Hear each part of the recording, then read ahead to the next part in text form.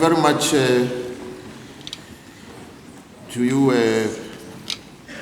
Rector and Vice Chancellor of the University of Stellenbosch, Professor Russell Botman, for your warm words of welcome. To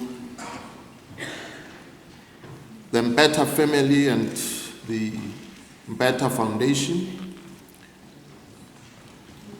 the Deputy Mayor of Stellenbosch, Utatumali, and Yantron, Themba Mpetha. I'm deeply honored to address the inaugural Oscar and Rose Mpetha Memorial Lecture under the auspices of the Oscar Mpetha Foundation and the Stellenbosch University. In this regard, I would like to thank the Mpetha family for establishing the Oscar Mpetha Foundation, because it behoves those of us left behind who are inheritors of their inspiring vision to uphold their ideals. The ideals for which Oscar and Rose Mpetha dedicated the rest of their adult lives are the reason we are gathered here today, lest we lose our bearings and in so doing betray our heritage. As Professor Mukubu Nkomo put it, quote, "The future is embedded in the present as the present bears imprints of the past," close quote.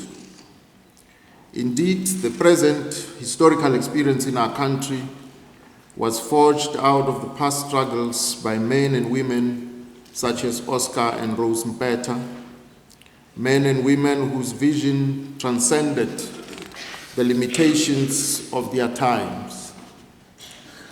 The university's support for the Oscar and Rose Mpetha Foundation's efforts to keep alive the memory of these exemplary visionaries emphatically bears this belief out.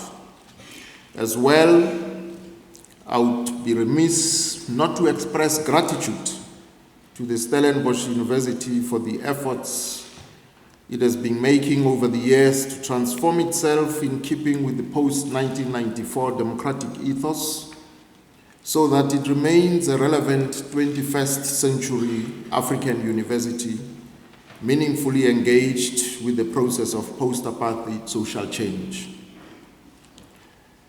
And I think the choir is an eloquent example of what I'm referring to. While in the past, the University of Stellenbosch was a production site for thought leaders, I am confident that it will continue to play this role today with a view to contributing to the process of social change. Ladies and gentlemen, to appreciate the essential lessons bequeathed to us by the worthy life of Oscar Mpetha, we should ask the necessary question as to the identifiable principles that defined his activism. I think this manner of proceeding will then enable us to lift the lessons, which in turn we can use to dissect the post-apartheid socio-economic landscape for which comrades Oscar and Rose Mpetha lived all their lives. By looking at the post-apartheid socio-economic character, we are in effect ascertaining whether the process of social change in South Africa is still on track. There are three key thematic areas that predicated Oscar Mpetha's activism. These are trade unionism. Being a trade unionist, Oscar Mpetha fought for the rights of workers. He understood the rights of workers within the overarching framework of racial domination and economic exploitation. Gender equality is the second. And throughout his life, Oscar Mpetha championed the rights of women and conceived of the struggle for an equal and just society in terms of gender equality, and set about spiritedly championing the liberation of women. And the third theme is the struggle for a non-racial society. The vision that framed the conception of post-apartheid South Africa entailed such key elements as national unity, democracy, and social justice within the context of reconstruction and development. Archie Sibeko, one of Oscar Mpetha's colleagues and comrades in the labor movement, described him as a leader belonging to a crop of, quote, those brave sons of Africa who gave so much of their lives and made so many sacrifices for the noble aims of the Freedom Charter. He struggled so that our country could be like any other, where all who live in it can be proud of it and can take part in things regardless of their color or anything else, where riches could be shared amongst the entire people, close quote. In substance, any useful understanding of the vision of Oscar Mpetha, espoused according to which present-day South Africa has to be seen, will need to be grounded on this historical experience that defined his thought systems. Program Director, Trade Unionism under Apartheid, long recognized the importance of organizing workers as part of the economic, political, and ideological strategy to drive social transformation. Oscar Mpetha was one of the early trade unionists to grasp the underlying relations between social domination and economic exploitation in apartheid South Africa. Though trade union activity predates their appearance in the political firmament, it was during their generation that non-racial trade unions first asserted themselves. Oscar Mpetha, along with his generation, maintained and deepened working class understanding of the interdependence between national liberation and social emancipation. Equally key to understanding their contribution in the labor movement is to remember that the lives of black workers were inconsequential under apartheid conditions, as shown by a battery of racist labor legislation. This would have been his main attraction to labor activism. Today's trade unions are vastly different from those of Oscar Mpetha's time, who worked under difficult financial and legal conditions that hampered them as much as they strengthened their ability to organize. For example, at one point, Oscar Mpetha and Ray Alexandra used to crisscross the Cape organizing workers in one car, only to realize that they needed to split their energies and would be required to use an additional vehicle for their task to be effective.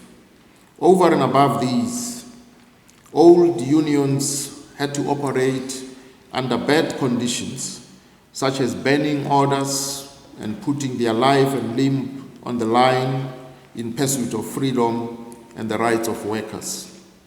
Today, unions are becoming more and more excluding to others and polarized, with some representatives vacillating between management responsibilities and representation, leading in some cases to political expediency and opportunism. Thus, the critical question that we have to come to terms with in dealing with problems that confront the labor sector is how we can bring workers and their representatives closer together. We must, however, also seek new ways of educating workers to understand their conditions better. The example of the German trade unions is demonstrative of the type of systems we must explore in order to educate trade unions to be more equipped than their employers about economic conditions and research that can help them determine their wage demands based on relevant knowledge. The other seminal point to note is that in post-apartheid South Africa, black workers continue to be exploited as workers, as is the case in any other country where labor and capital have to interact. However, the dimension of racial exploitation is no longer obtaining. In other words, whereas under apartheid they were exploited as black workers, today their exploitation is shared of racial caste. Further, since by nature trade unionism is reformist, there can be no end in sight to the struggles of workers. Even under liberation, workers will continue to fight for their rights under the rubric of trade unionism. Ladies and gentlemen, are there changes to gender conditions in South Africa, especially with regard to African women, since 1994? Firstly, I would contend that whatever progress we have made at the level of gender in the post-apartheid society should be seen as a historical continuum where the pioneering efforts of Oscar and Rose Mpetha, as well as their comrades, laid the basis for these progressive steps in gender relations. Gender equality has been a sore spot for many decades, spanning the entirety of the liberation struggle. During their time, Oscar Mpetha and others further elevated this important matter to the pedestal of the liberation struggle, as shown by their insistence on gender parity in the leadership of the Food and Allied Workers Union. This historical consciousness provided propitious conditions for the heightening of a gender equality in the democratic dispensation. Our Constitution itself is predicated on human rights culture, advancing the promotion and respect of fundamental rights and liberties for all. It is no hyperbole to state that the South African Constitution is arguably the most gender-balanced the world over and expressly protects gender equality on the political, social, cultural, and legal front. A slew of legislation and programs meant to address gender inequalities have been put in place since 1994. Yet a host of searing gender challenges remain. This is true not only because rates of gender-based violence and sexual violence are still extremely high, or because women still live in appalling socioeconomic conditions, especially in rural areas with high levels of poverty, illiteracy, and malnutrition. The culture of gender oppression is embedded in our history. It is reflected in economic, social, religious, cultural, family, and other relations in society. This is a transgenerational consciousness that must be exterminated from societal systems of thought, even as society is re-socialized into renewed, non-sexist mode of consciousness that puts humanity, qua humanity, at the center of existence. Ladies and gentlemen, in terms of the principle of non-racialism, how has South Africa fared in the 18 years of democratic dispensation? Any attempt to respond to this hypothetical scenario would first need a grasp of the political utility of race in the history of our country, which has shaped the nature of current socio-economic legacy. This is indeed no small matter, given that race is the fulcrum on which has revolved the history of South Africa over centuries. Race has been at the core of the colonial social system and its apartheid derivative, determining the nature of social relations, economic ownership, and political power. A facile look at the South African post-apartheid social landscape that passes in silence over the historical roots of our societal makeup risks rendering itself ahistorical. For a deeper understanding of the current historical juncture, it is once again useful to bear in mind Professor Nkomo's evocative insight, quote, "The future is embedded in the present as the present bears imprints of the past," close quote. What then was this past that has shaped the present and which must be uprooted to rebuild our society in terms of Oscar Mpetha's non-racial conception? First, we need to understand that the making of the colonial apartheid state was grounded on a legitimizing ideology intended to justify the underlying racial inequalities. In its historically given completeness, the apartheid state was racially conceptualized in the administrative structures of governance, including the totality of its social, political, and ideological dynamics. The legitimizing ideology used state and social institutions to socialize a targeted section of the South African population into a systematic consciousness of racial superiority. In essence, racial supremacy was the ideological superstructure which lent justification to the economic system whose distributive regime was racially unjust. In a dialectical interaction, the racially skewed socio-economic patterns of ownership, in other words, property relations, further conditioned societal thought in a self-reinforcing and self-perpetuating fashion. To quote Michael McDonald, the word racialism insinuates race as a defining human attribute, a central axis of human society and political organization, a fulcrum of political representation and participation, close quote. This was the socio-economic and political character of South African society that the democratic government inherited in 1994. It is advisable not to forget this chapter of our history, which has incubated the present in all its manifestations. Located in this historical awareness, we should be able to recognize that the past we inherit, the future we create.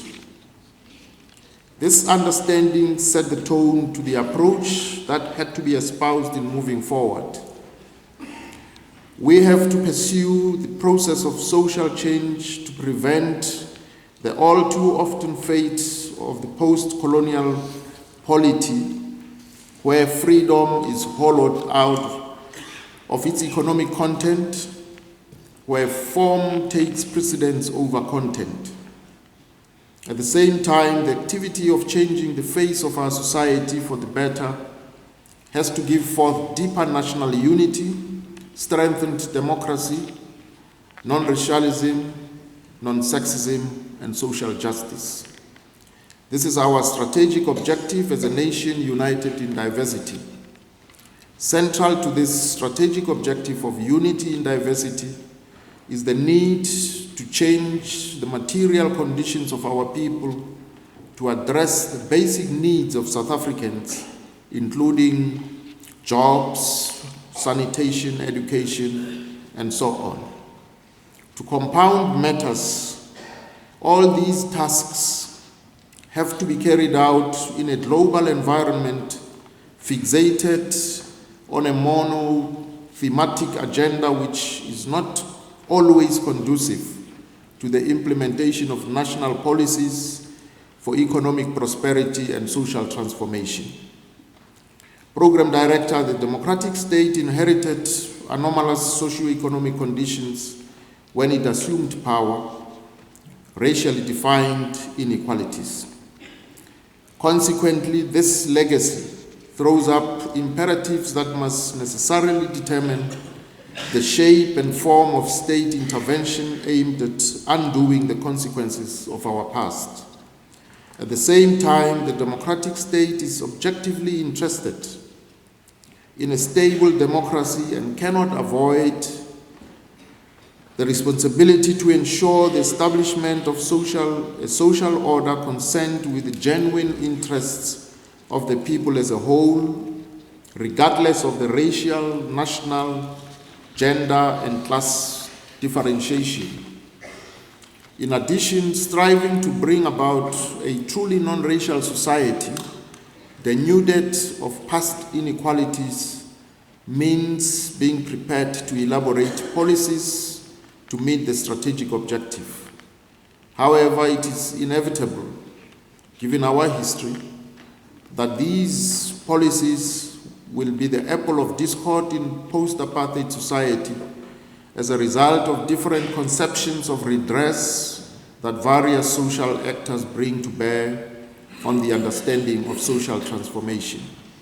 These policies include affirmative action and black economic empowerment, among a plethora of transformation policies brought to the fore by the ruling party. Indeed, the process of effecting all the necessary and desirable changes is not a smooth and linear one. It is difficult and stupendously complex. In the increasingly globalizing world exacerbated by the recent global economic crisis, it is understandable that social perceptions of injustice and feelings of marginalization could issue forth in the face of attempts to address the accumulated historical disabilities wilting the majority of our population.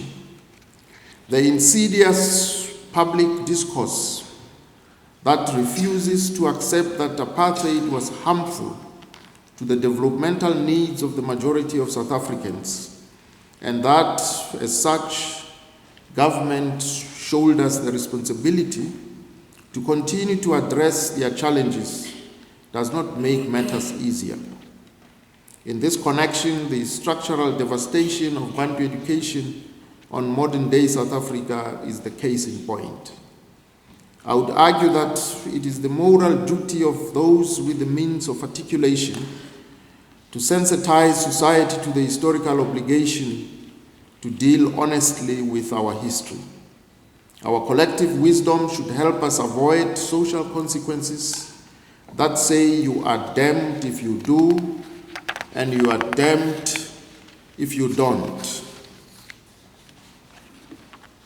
as we attempt to grapple with our legacy at the same time as we are building a new nation.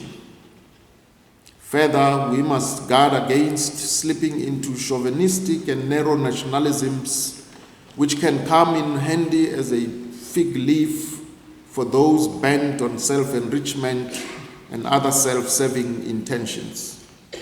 Striking a happy medium between attending to the historical injustices of our society while making a conscious effort not to lose sight of the responsibility to pursue an inclusive path is the condition for social cohesion, political stability, and economic prosperity. We should never forget that social cohesion is contingent upon the amelioration of the socio-economic experience of society. At the ideological level, social cohesion is the upshot of subjective intervention by government, which must at all times remain mindful of its duty to embrace the diversity of our nation. To this end, all-inclusive social processes, such as national holidays and other symbols, must tune to the emotional, cultural, and psychological concerns of members of society in the same measure. Particularly sensitive in South Africa is how we approach national days that speak to our history, which oftentimes is the history of popular victory over apartheid oppression. This task places huge responsibilities on all of us to ensure that we use national days to animate our common nationhood and hype up our pride in our newfound South Africanness. It also means guarding against triumphalism in whatever form, or the tendency to turn our moral victory over an odious system into self-righteous arrogance. Another key challenge for post-apartheid South Africans is corruption, which threatens to pull the rug from under the high moral claims of the democratic state. Because the ideals of post-colonial society are about delivering social justice, corruption amounts to betrayal, since it is usually practiced by people in power or close to it. To succeed in this area, the democratic state can learn from other mature democracies elsewhere. For instance, the state of New South Wales came up with an exemplary initiative called the Independent Commission Against Crime in New South Wales. And I quote from their declaration, which says, "As public officials, we have specific powers, functions, and knowledge because of the positions we hold. Corrupt conduct occurs when an official uses or attempts to use that position for personal advantage. Corrupt conduct can also occur when a member of the public influences or attempts to use his or her position for purposes other than the benefit of the public," close quote. A similar initiative adapted to our peculiar conditions will be a great step in the right direction. Corruption amounts to a gross lack of capacious moral responsibility on the part of some of those historically charged to pave the way for a human-centered society. The current historical conditions in our nation call on all of us, with government leading the charge, to wage an all-out war, not only to combat all vestiges of corruption, but prevent its emergence in the first place. What is needed at this stage in our development is to safeguard our democratic gains and thereby the basic state of our being, by ensuring that corruption meets with the full might of the law. In conclusion, ladies and gentlemen, we have the duty to build a united, democratic, non-racial, non-sexist, and just society. This is no glib slogan. It is a central vision that has assumed shape over a period of 100 years. If Oscar and Rose Mpetha were to ask what the new South Africa has done on race, gender, and labor front to meet this strategic objective, we would have to say we are not yet there, but the process leading up to this vision is irreversible. At the same time, we are confident that bringing about change is within the realm of possibility. In other words, a new world is possible, and I thank you for your attention.